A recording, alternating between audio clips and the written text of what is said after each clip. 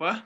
Ya banyak sekali masalah-masalah di dunia ini. Kadang-kadang masalah sampah saja menyebabkan orang jadi takut. Ya, kemudian masalah jatuhnya itu World Trade Center ya telah menimbulkan banyak ketakutan. Apakah mungkin terorisme akan bisa lagi masuk di Amerika dan sebagainya? Ya, ini adalah satu hal yang sangat menakutkan. Kadang-kadang banjir Jakarta cukup menakutkan kepada banyak orang. Ya. Kemudian gunung yang meletus ya atau gempa bumi menakutkan dengan orang. Dan sekarang kita ketakutan atau banyak orang takut dengan COVID-19. Dan saudara-saudara sekalian, coba bisa bayangkan data yang saya terima tadi ya menyerang 116 negara dan lebih dari 8 juta orang penderita di seluruh dunia. Kematian sudah 450.000 orang ini seluruh dunia, tetapi di Amerika saja sudah lebih daripada 116.000 yang mati ya di Amerika. Kemudian penderitanya sudah mendekati kepada 3 juta. Saudara-saudara sekalian, di Indonesia juga kita dapatkan sesuatu penderitaan yang naik terus ya, yang menimbulkan banyak ketakutan. Dan ini memberikan dampak yang cukup besar. Misalnya di Amerika sudah 40 juta orang yang kehilangan pekerjaan. Ya. Ini bisa terjadi di mana saja. Jadi orang kalau kehilangan pekerjaan, apa yang terjadi? Ya, bisa saja mempunyai keterbatasan untuk makan dan sebagainya. Dan coba bisa bayangkan, ini mobil-mobil ini, saudara-saudara, ya mereka sedang antri makan, ya, yaitu pembagian makanan, ya. Oleh sebab mereka sudah tidak punya lagi makan. Dan yang lucunya, ada mobil ini juga adalah mobil Mercedes. Jadi mereka punya mobil Mercedes tetapi tidak punya makanan oleh sebab tidak bisa lagi bekerja ya, dan mereka harus antri untuk dapatkan makanan. Ini satu hal yang sangat menakutkan kepada banyak tempat. Saudara-saudara sekalian, apakah kita dapat bebas daripada ketakutan? Nah, kita harus mengetahui bahwa ketakutan itu bisa memberikan sesuatu dampak yang buruk ya. Bahkan ada, tetapi saat yang sama ada juga ketakutan yang tidak berguna. Misalnya penelitian menunjukkan bahwa 40% tidak pernah terjadi ketakutan oleh sebab hanya pikiran yang capek. 30% adalah mengenai keputusan yang bisa dicabut kembali. 12% mengenai kritik yang datang, yang umumnya tidak benar yang dibuat oleh yang rendah diri. Ya. Atau disebutkan 10% mengenai kesehatan kita yang justru lebih buruk kalau kita takut. Ya. Dan 8% takut yang beralasan sebab memang hidup itu mempunyai banyak problema, termasuk misalnya mengenai masalah COVID-19 ini. Nah, saudara-saudara mengetahui bahwa kesehatan bisa terganggu jikalau kita takut. Ternyata berbagai macam penelitian mengatakan sebagai berikut. Kita baca dulu ayatnya. Ya. Ketahuilah Tuhan Allahmu telah menyerahkan negeri itu kepadamu. Majulah, dudukilah seperti yang difirmankan kepadamu oleh Tuhan nenek moyangmu. Jangan takut, jangan patah hati. Jadi dikatakan kepada orang-orang Israel, jangan takut, ya. Tetapi mereka takut. Sebetulnya mereka baru saja tiba di tanah, artinya tinggal menyeberang saja, tetapi mereka takut. Waktu dikirim itu utusan-utusan ke Kanaan, membawa hasil yang luar biasa, tapi mereka takut. Tuhan sudah katakan jangan takut, tapi mereka takut. Takut yang tidak berguna. Ya. Akibatnya apa? Mereka harus 40 tahun di padang belantara. Saudara-saudara sekalian, apakah dampaknya kepada seseorang kalau seorang itu takut?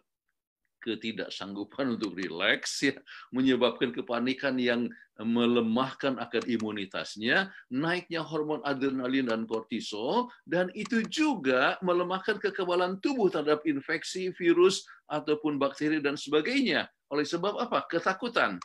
Nah, juga bisa memberikan suatu depresi ataupun fobia, ya, menurunkan keyakinan pada diri sendiri, menurunkan memori. Banyak sekali orang jadi pelupa oleh sebab ketakutan.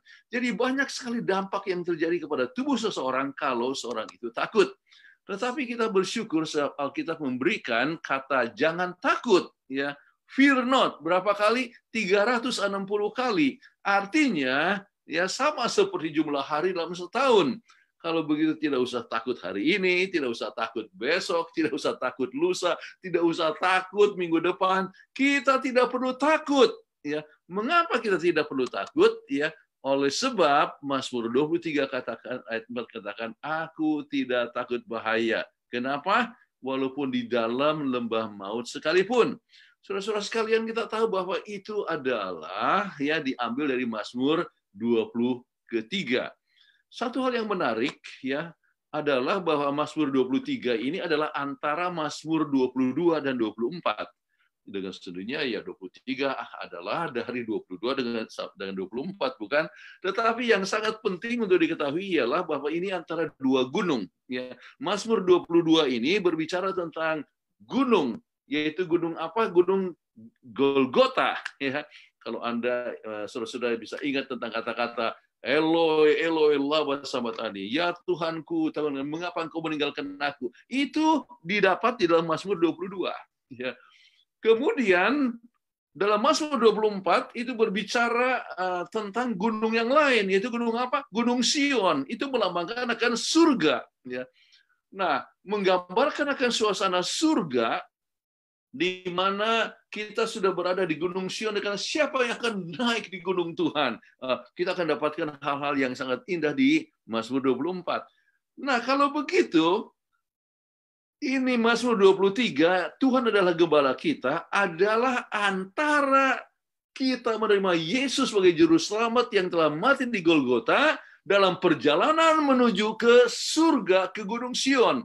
Nah, selama dalam perjalanan ini, jangan pernah lupa bahwa Tuhan adalah gembala kita. Ini adalah satu hal yang sangat penting sekali. Tuhan adalah gembala kita. Banyak lagu yang telah dikompos ya berdasarkan Mazmur 23. Banyak kisah cerita ya yang menuliskan tentang Mazmur 23. Banyak khotbah tentang Mazmur 23. Salah satu cerita yang saya ingat adalah seorang anak yang umur 6 tahun yang sudah menghafal Mazmur 23. Wah, ibunya senang sekali. Dia langsung katakan kepada pendetanya, Pak Pendeta, anak saya bisa menghafalkan Mazmur 23. Tolong kasih kesempatan bagi dia untuk menghafal di depan kelas. Wah, bagus sekali. Jadi anak itu pun berdirilah di depan gereja maksudnya. Di depan gereja dan langsung pun dia mulai menghafal. Tuhan itulah gembalaku. Tetapi melihat begitu banyak orang, dia mulai langsung nervous ya. Dia sudah mulai tetofore, ya. Kemudian dia sudah tidak tahu apa selanjutnya. Kemudian ibunya juga sudah mulai coba kasih isyarat-isyarat, tetapi dia makin bingung. Dia hanya kata, Tuhan itulah gembalaku. Tuhan itulah gembalaku. Akhirnya oleh sebab dia tetap tidak ingat, akhirnya dia kata, sudah cukuplah aku. Langsung dia pun duduk. Nah, saudara-saudara sekalian, itu satu hal yang mungkin lucu, tetapi selama Tuhan adalah gembala kita, itu sudah cukup bagi kita. Mengapa? Kita harus yakin bahwa bagaimana Tuhan itu memimpin kepada kita masing-masing. Nah, ini adalah merupakan satu Mazmur Daud. Tetapi jangan lupa bahwa yang pertama menyebutkannya justru adalah Yakub. Ya. Kejadian 48 ayat 15 dikata, Allah itu sebagai Allah yang telah menjadi gembalaku selama hidupku sampai sekarang ini. Ya, jadi waktu itu dia umur 130 tahun. Jadi dia merasakan bahwa Tuhan itulah gembalaku. Ya, untuk berapa lama? 130 tahun. Ya. Nah, masing-masing kita harus ingat Tuhan adalah gembala kita selama kita melayani Tuhan ataupun selama sesudah kita terima Yesus sebagai juru selamat, itu adalah kita dipimpin oleh gembala. Nah, kebetulan ditanyakan tentang riwayat hidup, saya sempat bekerja untuk organisasi untuk 44 tahun dan pensiun 5 tahun yang lalu, tetapi ya tetap melayani, jadi untuk melihat digabungkan semuanya, melayani sekitar 50 tahun. Nah, saudara-saudara sekalian, saya merasakan bahwa untuk jangka waktu selama ini, saya merasakan Tuhan adalah gembala saya. Tuhan adalah gembala dari istri saya. Istri saya melayani 36 tahun, jadi dijumlahkan kami 80 tahun melayani pekerjaan Tuhan. Tuhan adalah gembala yang memimpin ya kepada kita masing-masing. Dan saya mengharapkan ya saudara-saudara, Pendeta Martindas ya, Pendeta Tilung ya, masing-masing merasakan Tuhan adalah gembala kita. Saya lihat di sini saudara Kerupan ya, atau Janis Katawang. Masing-masing kita harus menyadari bahwa Tuhan adalah gembala kita masing-masing. Baik. Nah, apa yang sangat penting kita ingat kalau dikatakan God is my shepherd, ya. Yang penting adalah kita tahu itu adalah right now. Sekarang ini Tuhan adalah gembala kita, ya. Tuhan memperhatikan kebutuhan kita dan melindungi kita kapan? Sekarang ini, tetapi juga right here, ya. Di sini, ya. Itu berarti kita tidak perlu pergi ke tempat yang lain untuk mencari gembala yang lain, ya. Tuhan adalah gembala kita, ya, sekarang ini di mana kita berada. Saudara-saudara sekalian, Tuhan gembalaku takkan kekurangan aku. Artinya apa? Oleh sebab Tuhan itu adalah Tuhan yang menyediakan. God is our provider. Ya, Tuhan menyediakan kepada kita masing-masing. Mengapa tak kurang apa-apa? Ya, oleh sebab Tuhan mencintai kita. Dia memberikan cintanya kepada kita. Roma pasal 5 ayat 8, dia menerima kita. Dikatakan bahwa ia yang datang padaku, aku tidak akan tinggalkan dia. Yohanes 6 ayat 37. Kemudian dia mengangkat akan kita dan juga dia akan melindungi kita. Saudara-saudara sekalian, kita tidak akan kekurangan apa-apa oleh sebab Tuhan adalah gembala kita. Dan dia membaringkan aku di padang yang berumput hijau. Ia membimbing aku ke air yang tenang. Saudara-saudara sekalian, dia membawa kita kepada padang yang berumput hijau, artinya tempat makanan yang segar. Satu tempat makanan yang segar yang bisa memberikan sukacita kepada kita. Nah, apakah kebutuhan kita yang terbesar? Ya, kita butuh makanan. Tuhan kasih rumput hijau. Kita butuh minuman. Dia berikan air tenang. Tetapi Tuhan juga tahu kebutuhan kita adalah kebutuhan atas relationship, yaitu hubungan. Itulah sebabnya kita mempunyai saudara-saudari dalam iman, saudara di dalam keluarga, sebagian adalah dalam rumah tangga, sebagian di dalam gereja. Saudara-saudara sekalian, Tuhan menyadari bahwa manusia adalah makhluk sosial. Man is a social being. Ya, manusia adalah makhluk sosial dan kita perlu satu sama lain dan kita bisa saling mendukung satu sama lain. Dan gembala kita, arti gembala dalam bahasa Ibrani bisa juga berarti teman. Jadi Tuhan adalah teman kita yang boleh selalu dekat kepada kita masing-masing. Saudara-saudara sekalian, apakah yang air buat untuk kita? Membuat kita tetap hidup. Ya, mata air dalam dirinya yang terus mengalir sampai hidup yang kekal. Kemudian kita ingat bahwa air itu juga menyegarkan, seperti rusa yang merindukan akan sungai yang berair. Demikianlah jiwaku merindukan Engkau yang Allah. Menyegarkan, ya. Tuhan, air itu adalah sumber kepada kita sukacita kepada masing-masing. Ya, sukacita. Sekiranya ada orang yang membawa air minum dari perigi Bethlehem yang dekat pintu gerbang. Ya, kita lihat pengalaman daripada Daud. Jadi air memberikan sukacita. Kemudian kita tahu juga air itu pun membersihkan. Basuhkanlah aku, maka aku akan menjadi lebih putih dari salju. Ya, itu pengalaman daripada Raja Daud. Jadi apa yang dimaksud dengan air? Air hidup itu adalah Yesus Kristus, itu adalah firman Allah kepada kita masing-masing, memberikan kesegaran, memberikan sukacita, membersihkan kita, maka kita dapatkan suasana yang penuh dengan sukacita yang memberikan kepada kita damai sejahtera dan kebahagiaan. Nah, saudara-saudara sekalian, ia menyegarkan jiwaku, yang menuntun aku di jalan yang benar oleh sebab namanya. Saudara-saudara sekalian, apa maksudnya dengan namanya? Tabiatnya, apa? Kasihnya. Dan tabiat Allah juga adalah apa? Ia adalah yang tidak pernah membohong. Kalau begitu, saudara-saudara sekalian, kalau kita datang kepada Tuhan, mempunyai Tuhan sebagai gembala, kita tidak usah takut Dia akan menuntun kita, sebab Ia tidak pernah membohong. Satu hal yang luar biasa. Ingatlah, Ia memimpin kita dengan Roh Kudus-Nya. Ia menuntun kita di jalan yang benar dengan segala macam cara. Masing-masing kita dipimpin oleh Tuhan dengan cara yang berbeda. Ya, untuk saya dilahirkan dari keluarga Buddha. Ya, dan keluarga Buddha, tetapi kemudian orang tua saya masuk Kristen. Oh, saya akhirnya juga masuk Kristen dan saya dipercik. Ya. Kemudian orang tua saya masuk Metodis, saya juga masuk Metodis. Tadinya dari Protestan masuk Metodis. Kemudian kami pindah ke satu rumah di depan gereja Pantai Kosta. Saya jadi Pantai Kosta. ya. Tetapi ada orang yang meletakkan sebuah undangan di depan rumah saya, ya. Saya pilih lihat, wah, ceramah Alkitab, dunia di ambang maut, ya. Saya pergi ke sana, ya, di Bandung, kota Bandung ini, saya pergi datang dan selalu datang. Akhirnya untuk pendek cerita 3 bulan kemudian saya dibaptiskan. Itulah cara Tuhan memimpin saya, ya, dengan sangat ajaib, yaitu melalui KKR, melalui sebuah undangan KKR yang ditaruh di depan rumah saya. Ada orang datang kepada Tuhan, ya, dengan buku-buku, melalui rumah sakit, melalui orang tua, melalui sekolah. Tuhan memimpin kita ke jalan yang benar sesuai dengan pimpinan daripada Roh Kudus, ya. Satu waktu saya pergi ke Dubai, ya.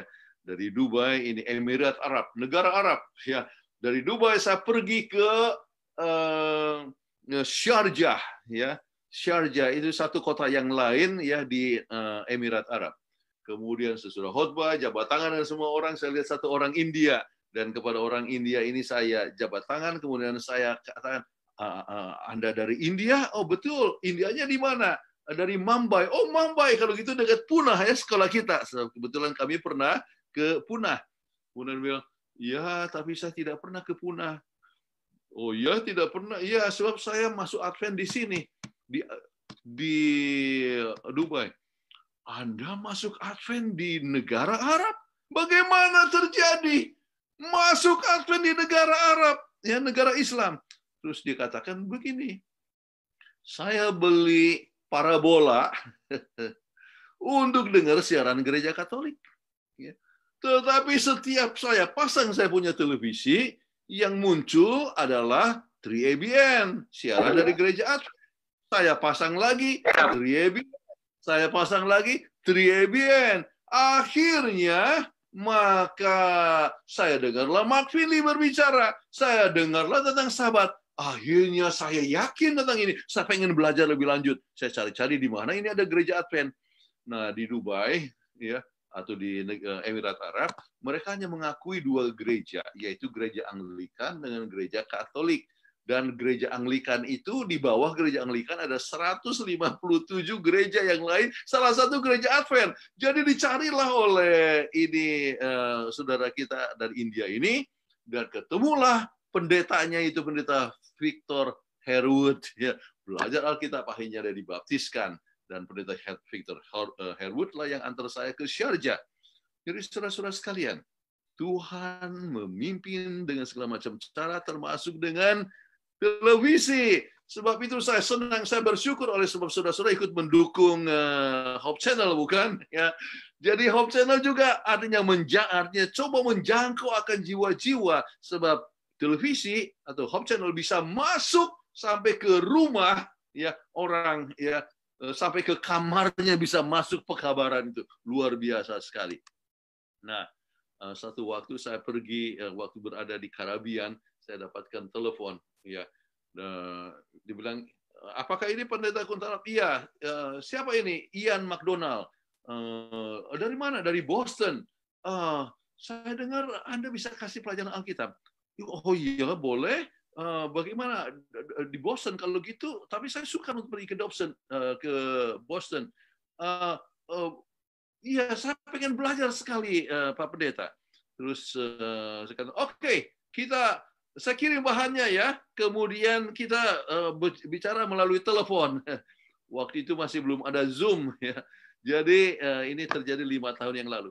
Jadi saya kirim bahannya, kemudian saya mengajar dengan telepon.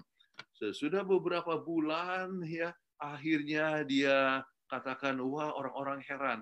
Saya berubah betul, sebab dulu saya perokok, saya dulu minum minuman keras. Orang-orang di kantor saya sekarang pada heran kenapa saya sekarang sudah tidak merokok, tidak lagi minum minuman keras. Terus akhirnya pada bulan Agustus 2015 dia katakan, saya sudah siap untuk dibaptiskan, Pak Pendeta. Wah, saya tidak bisa ke Boston. Saya pergi ke Washington DC. Jadi dia pergi ke Washington DC, dan saudara-saudara, inilah Ian McDonald, ya. Saya baru ketemu muka dengan muka, ya, kapan? Pada saat baptisannya. Jadi Tuhan memimpin dia belajar dengan telepon. Mungkin sebagian orang belajar dengan internet. Saya membaptiskan banyak orang yang ketemu dengan internet. Ada yang saya ajar dengan WhatsApp dan sebagainya. Ataupun dengan Tango. Saudara-saudara sekalian, kita tahu bahwa Tuhan memimpin kita dengan segala macam cara. Dan kita masing-masing adalah alat daripada Tuhan untuk menolong orang yang lain. Baik. Sekalipun aku berjalan dalam lembah maut, sekalipun aku tidak takut bahaya. Gadamu dan tongkatmu itulah yang menghibur aku. Saudara-saudara sekalian, lembah maut sekalipun kita tidak usah takut bahaya. Saudara-saudara sekalian, kenapa? Coba bayangkan dalam Roma pasal yang ke-8, ya, ayat yang ke-35-39. Ya. Dikatakan, siapa yang memisahkan kita daripada kasih Allah, penindasan ataupun kesesakan atau penganiayaan, ataupun kelaparan atau ketelanjangan, ataupun bahaya. Ya. Dikatakan, oleh kita coba lihat bahwa lebih lanjut dikatakan bahwa tidak akan dapat memisahkan kita, ya, tidak akan ada yang dapat memisahkan kita daripada Kristus Yesus. Apakah itu maut sekalipun, baik maut maupun hidup, malaikat-malaikat maupun pemerintah-pemerintah, kuasa-kuasa yang di atas maupun yang di bawah, ataupun makhluk lain, tidak ada yang memisahkan kita daripada Tuhan. Selama kita tahu Tuhan adalah gembala kita, tidak perlu kita takut, sebab Tuhan menyertai kita. Saudara-saudara sekalian, Tuhan menyertai kita masing-masing. Mengapa kematian menakutkan orang-orang, termasuk orang percaya? Takut ya. Kita tidak bisa melihat di balik kematian. Fisik kita tidak mau untuk menderita. Kita tidak mau mengorbankan apa-apa. Kadang-kadang oleh sebab dosa kita punya keraguan apa kita sudah siap atau tidak. Kita belum menyelesaikan segala sesuatu. Ada yang kata, wah saya harus kawin dulu, saya punya anak dulu, kemudian sudah punya anak, oh saya punya cucu dulu, kemudian oh cucu saya supaya sudah masuk perguruan tinggi baru saya siap untuk mati. Kita sering merasa masih belum siap. Nah, saudara-saudara sekalian, Alkitab katakan, I will fear no evil. Ya, aku tidak akan takut berbahaya selama kita tahu Tuhan beserta dengan kita. Ya, dan apakah yang menyebabkan? Apakah sebabnya kita tidak usah takut? Ya, kematian. Sebab aku yang memiliki kunci maut. Ya, kesukaran. Walaupun berjalan dalam lembah maut sekalipun, bayangan maut, lembah bayangan maut, aku tidak takut bahaya. Saudara-saudara sekalian, jadi kita tidak perlu ada yang kita harus takuti. Ya. Bicara tentang lembah maut, ini adalah sama seperti orang yang sudah di ICU, ya. Nah, pada 8 tahun yang lalu, ya 8 tahun yang lalu, saya ambil prostat biopsi. Hasilnya negatif, saya sehat-sehat, tetapi oleh sebab biopsi itu, saya dapatkan infeksi, yaitu sepsis. Ya, mereka yang dalam medical tahu bahwa ini berbahaya sekali. Di Indonesia kemungkinan sembuh itu hanya 3%. Ya. Di Amerika hanya 1 dari 3 yang bisa sembuh. Ya. Saya punya temperatur ya, naik 41 derajat Celcius. Tekanan darah saya turun ya 70-40. Kemudian mereka harus berikan banyak sekali cairan kepada saya. Akibatnya apa? Jantung saya sudah mengalami masalah hampir gagal jantung. Ya. Kemudian akhirnya dikeluarkan itu cairan, apa yang terjadi? Electrolyte imbalance. Saya punya teman yang meninggal oleh sebab electrolyte imbalance. Jadi, setiap bagian ini cukup membawa saya untuk beristirahat sampai Yesus datang. Saya di ICU, ya 3 hari lamanya. Tetapi banyak doa yang dilayangkan. Saya punya menantu, kebetulan dia dokter dalam emergency, dalam gawat darurat. Dia berkata kepada anak saya, ya, dan dikatakan, saya rasa dad, ya, I don't think dad will make it. Ya, saya rasa ayah tidak akan bisa bertahan. Kenapa? Sebab gejalanya begitu. Ya, dia dokter untuk bagian gawat darurat. Ya. Tetapi orang-orang berdoa, termasuk anak yatim piatu. Kebetulan kita mengelola Yayasan Advent Peduli Indonesia. Kita ada 8 panti asuhan di Indonesia. Ya, dan panti asuhan salah satu anak ini berdoa begini, Pak. Ya, sembuh ya Pak ya. Saya tidak punya Bapak lagi. Bapak adalah Bapak saya. Tuhan mendengar doa ini. Ya. Dan ternyata saudara-saudara sekalian ya saya akhirnya sembuh, walaupun 5 hari saya di rumah sakit, 3 hari diantaranya di ICU. Tuhan berikan kesembuhan, ya. Dan yang saya ingin sampaikan ialah, ya, dalam keadaan yang gawat seperti itu, ya, perawat itu heran. Kenapa? Kok saya tenang-tenang? Semua tenang-tenang. Tidak ada yang khawatir. Kita masih tetap ketawa-ketawa, ya. Padahal itu keadaan gawat sekali. Sampai perawat katakan begini rupanya kalau orang Advent, ya, tenang-tenang saja menghadap walaupun keadaannya gawat. Saudara-saudara sekalian, walaupun dalam lembah maut sekalipun, kita tidak takut bahaya. Jadi walaupun ada ini COVID-19, apapun yang terjadi, kita tidak perlu takut bahaya, saudara-saudara. Kenapa? Engkau besertaku.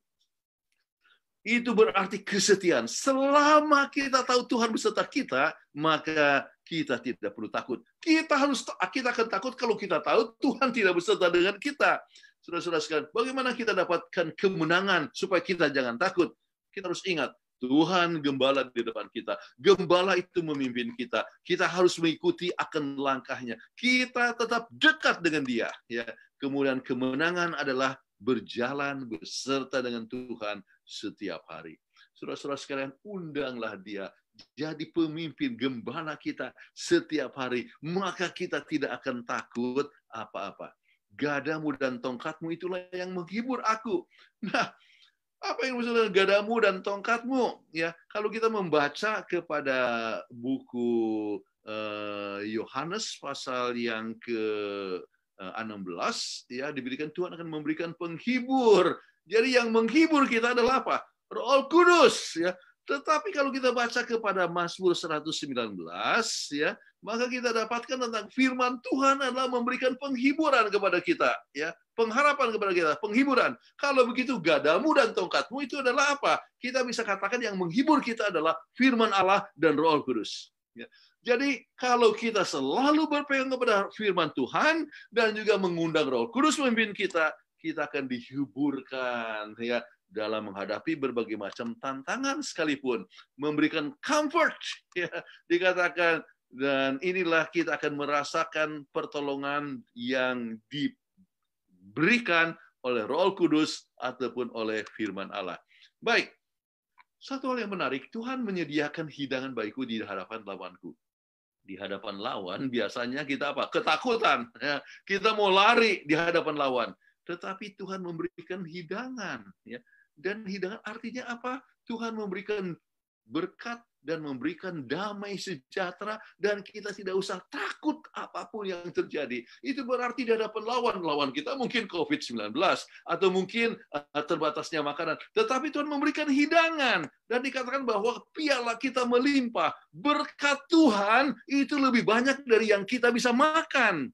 Saudara-saudara sekalian, luar biasa. Ini di Amerika, ya, saya lihat banyak sekali orang yang overweight, ya, yaitu berat badannya terlalu obese, ya. Kenapa? Terlalu banyak berkat, lebih banyak berkat, ya, artinya berkatnya lebih banyak daripada yang bisa dimakan. Nah, banyak juga di Indonesia sekarang lebih banyak orang-orang yang gemuk, ya. Saudara-saudara sekalian, Tuhan memberikan berkat kepada kita supaya kita juga bagikan kepada orang lain. Nah, berkat Tuhan itu lebih banyak daripada apa yang kita bisa makan. Dan Tuhan berikan itu walaupun banyak tantangan sekalipun di hadapan kita. Saya tidak tahu, saudara-saudara sekalian, mungkin Anda pernah dengar cerita ini dari Romania. Ya. Baik, satu waktu saya pergi ke Romania dan bertemu dengan seorang yang punya peranan yang sangat penting sekali. Sebab dia adalah direktur kependetaan dari Uni Eropa Afrika. Ya, sekarang hanya Uni Eropa saja sudah ada di organisasi. Nah, dia ceritakan tentang cerita daripada mertuanya, yaitu ketua daerah Romania waktu masa komunis. Ya, namanya adalah Juan Mahondo. Jadi di dalam masa komunis dia ditangkap, dibawa, masukkan ke dalam penjara, dan di dalam penjara, ya. Ofisir penjara katakan, kamu harus menyangkal iman. Oh, saya tidak bisa menyangkal iman. Kalau kamu tidak menyangkal iman, saya tidak akan kasih makanan. Oke, kalau gitu tidak apa-apa, saya tidak usah dikasih makanan. Hari pertama tidak dikasih makan, wah lapar sekali. Maka dalam keadaan lapar, ya pikir-pikir apakah saya harus menyangkal iman. Oh tidak boleh saya menyangkal iman. Ya, lapar, ya tiba-tiba dia dengar suara. Meong. Dia lihat, oh di lubang angin itu ada jendela, artinya bukan hanya lubang angin, tetapi ada jendela kecil. Ya, dan di situ ada kucing, dan kucing ini di mulutnya ada roti yang cukup gede. Wah, Tuhan kirim roti untuk saya. Jadi melalui kucing diambilnya lah roti itu dan dia pun makan. Dia pun segar kuat kembali. Ya.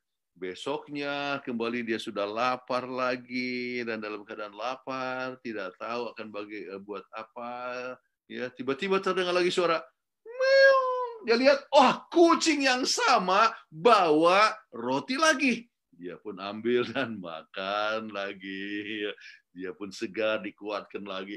Dan lusanya, ya hari ketiga, ya kembali waktu lapar terdengar lagi bunyi, meong. Dia lihat, wah kucing yang sama bawa roti lagi. Begitu juga hari keempat dan hari kelima datang. Kemudian waktu dia sedang dalam keadaan lapar, datanglah ini ofisir penjara. Bagaimana kamu lapar ya, Juan? Ya, kamu lapar? Oh, tidak, Tuhan selalu kasih makanan kepada saya. Mana mungkin? Tidak, ya Tuhan kasih makanan kepada saya. Buktinya saya tetap segar. Ya, saya tetap baik saja. Mana? Tidak mungkin itu. Tidak mungkin. Benar. Ya, waktu dikatakan oleh ofisir penjara, tidak mungkin. Tiba-tiba terdengar suara meong. Jadi dua-duanya lihat ya di jendela kecil.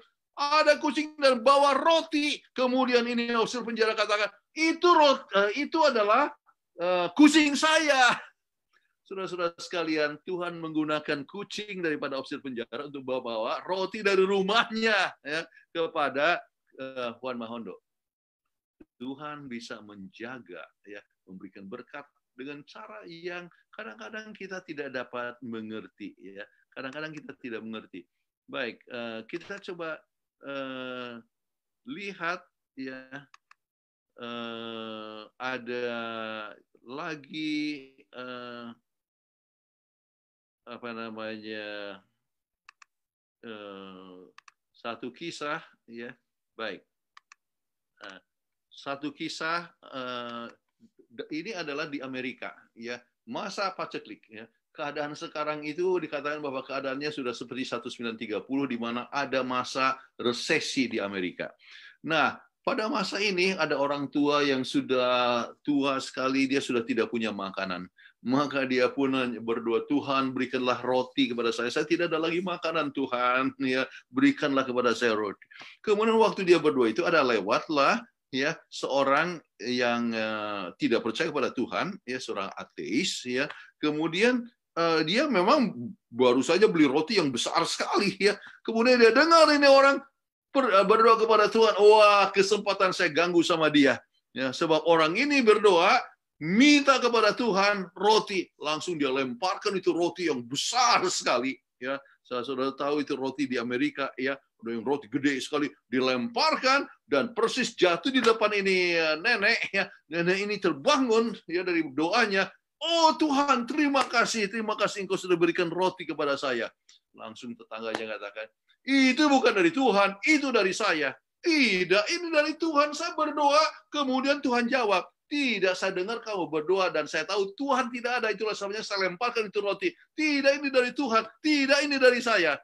Kemudian oleh sebab orang ini tetap bertahan bahwa itu dari dia. Akhirnya ibu ini katakan, saya berdoa kepada Tuhan dan saya tahu Tuhan jawab doa saya walaupun ia menggunakan setan untuk menjawab doa saya. Saudara-saudara sekalian, Tuhan bisa gunakan berbagai macam cara untuk menjawab doa kita. Tuhan mau supaya kita juga lihat anggota kita apakah ada yang kekurangan ya, bagi-bagi ya. Kami mempunyai 8 panti asuhan dan apa yang kami katakan, kami setelah mengadakan Zoom meeting, ayo kan banyak sekali makanan-makanan, bagikan juga kepada tetangga-tetangga yang kurang makan ya. Jadi di Kupang atau di Kawangkoan ataupun juga di Ambon ataupun di Klaten kita punya panti asuhan, mereka anak-anak kita itu membagikan makanan yang tidak ada makanan, kami supply dari YAPI pusat supaya mereka bagikan kepada masyarakat yang kekurangan makanan. Saya katakan, pertama dulu anggota kita.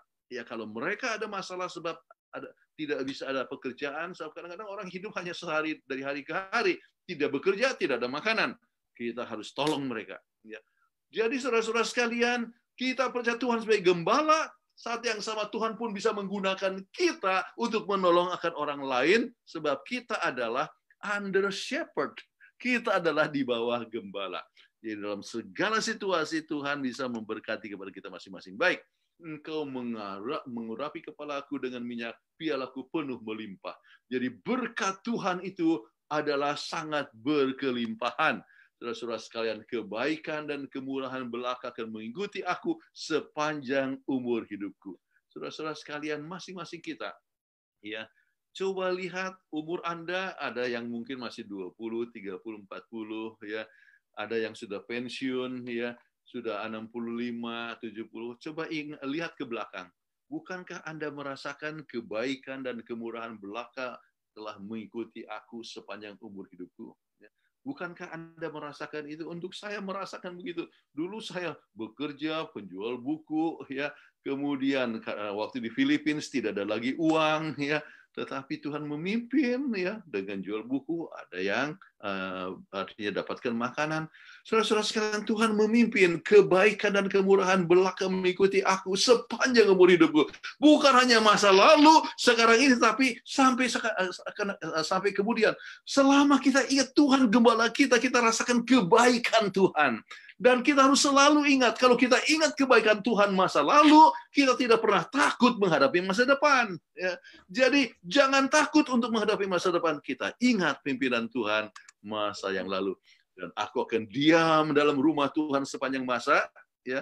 Artinya kita akan diam dalam rumah Tuhan. Di mana rumah Tuhan? Di gereja. Ya. Tetapi kalau kita berbakti secara virtual sekarang ini, kita tetap berbakti dalam satu persekutuan. Tetapi sepanjang masa, bukan hanya di dunia ini, tetapi juga sampai di dunia yang akan datang. Saudara-saudara, itu berarti kita punya pengharapan untuk tetap dipimpin oleh Tuhan sampai di Sion, ya, sampai di Gunung Sion yang merupakan lambang daripada surga. Walaupun kita banyak tantangan sekalipun. Saudara-saudara sekalian, tadi tanya tentang keluarga, saya punya 2 anak, ya. Satu Andrew, satu Andrea. Ya, Andrea, ya, dia ketua jemaat di gerejanya dan saya menjadi anggotanya daripada gereja adik anak saya, Andrea. Tetapi Andrew, ya, sempat bekerja di General Conference, ya, untuk hampir sekitar 10 tahun, ya. Dan ia meninggal, saya sebutkan tadi 8 tahun yang lalu. Ya. Seorang yang aktif, biasa bikin KKR, dia di Washington DC. Selalu bawa traktor, ya, dan di udara dia bagi-bagi traktor, ya. Satu waktu saya lihat dia punya banyak sekali buku, ya. Saya lihat ini buku semuanya sama untuk apa? Oh, ini saya punya alat bersaksi di pesawat udara, Dad. Jadi dia selalu suka untuk bersaksi, suka menyanyi, main piano, ya. Di gereja lokal juga dia adalah aktif sekali, ada jabatan. Tetapi satu kali, ya, saya dapatkan berita, ya, bahwa ia kecelakaan. Saya begitu sedih sekali. Saya meraung dan menangis, ya. Dan saya tidak pernah merasakan bahwa saya menangis demikian rupa, ya, meraung. Kemudian dalam waktu itu saya mengajar di Filipina, ya, sebagai artinya sebagai dosen, istilahnya dosen terbang, ya. Jadi mengajar itu pasca sarjana di sana. Jadi dalam perjalanan dari Filipina ke Washington DC, saya punya air mata mengucur terus sampai tidak ada lagi air mata, sampai kering, ya, tidak ada lagi air mata, ya, mengucur terus. Kesedihan yang luar biasa. Tetapi apa yang menyebabkan akhirnya kami terhibur? Ya. Firman Tuhan dan pengalaman bersama dengan Andrew. Ya. Saudara-saudara, waktu kami pulang dari perjalanan, Andrew ini datang ke kantor saya dan selalu katakan dan peluk saya, I love you, Dad. Ya, welcome home dad. Dia pergi ke kantor istri saya dan dia bilang, I love you dad, I love you mom, ya, I love you, welcome home mom. Ya. Jadi dia selalu artinya begitu ramah sekali, artinya hangat sekali. Itulah yang kami rasa kehilangan. Ya. Tetapi kita tahu bahwa satu hari Yesus akan datang di mana semua kubur akan terbuka. Dan kami bisa bayangkan bahwa Andrew akan bangkit kembali. Dan kami akan berpelukan. Dan saya akan berkata, Andrew, we will never be separated anymore. Kita tidak akan terpisah kembali. Saudara-saudara sekalian, janji Tuhan adalah satu hal yang bisa menghibur kita. Ya, bahwa kita akan berada di rumah Tuhan sepanjang masa, artinya kapan? Sampai di surga nanti bersama dengan orang-orang yang kita kasihi. Luar biasa sekali. Janji Tuhan memberikan penghiburan dan kekuatan kepada kita masing-masing. Saudara-saudara sekalian, ingatlah, Yesus adalah gembala. Dan Ia rindu supaya kita datang kepadanya, menerima Dia, ya, dan kita selalu siap, ya. Tuhan selalu siap menuntun kita, dan kiranya kita semua boleh menjadi domba-domba yang siap dituntun Tuhan. Domba-domba yang siap dituntun Tuhan, bukan hanya masa lalu, sekarang ini waktu banyak krisis, ya, COVID-19 ataupun juga masalah ekonomi, banyak tantangan. Sekarang ini kita tetap percaya kepada Tuhan, tidak takut sampai yang akan datang, sampai dunia baru, sampai kita hidup bersama dengan Tuhan, dengan orang yang kita kasih untuk selama-lamanya. Inilah doa dan harapan kita masing-masing. Amin.